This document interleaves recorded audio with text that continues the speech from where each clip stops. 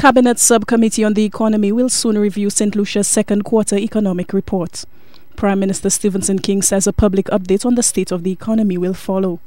Details on the country's fiscal standing will be revealed then, but the Prime Minister says St. Lucia is faring well. The Ministry of Finance has just recently completed the second quarter economic review. That will be discussed soon with the subcommittee on the economy, that is the Cabinet Subcommittee on the Economy, and following which a public statement will be made. In other words, I will be addressing the nation, more or less giving an update on the performance of the economy.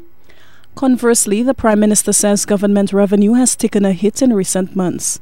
This is coupled with a decrease in visitor arrivals to the island. We have seen, though, a downturn in government's revenue through customs and inland revenue and other agencies of revenue collection. We have seen a downturn in revenue.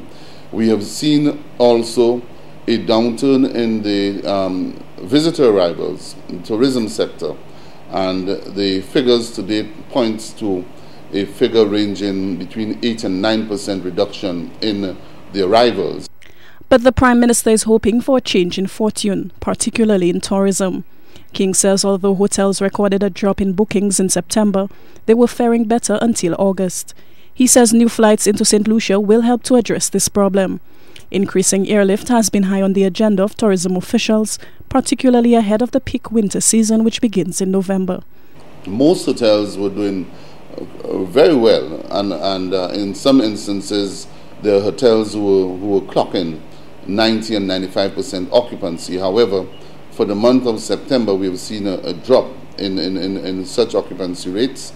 However, with the introduction of new flights out of North America, out of Europe, we are seeing a projection of well over 5% at the end of the year in terms of our performance in the tourism sector, and that is visitor arrivals, which would include also cruise ship arrivals. With the introduction of JetBlue, what we will see is a more competitive pricing in the marketplace, because that has been one of the issues that have impeded arrivals to the destination. So that is expected to provide some boost for the upcoming winter season.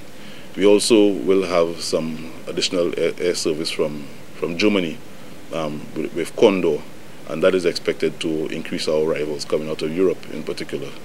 British Airways, we are still in discussions with them, and we anticipate that there will be some additional airlift as well. King says there is some light on the horizon in the form of foreign investment.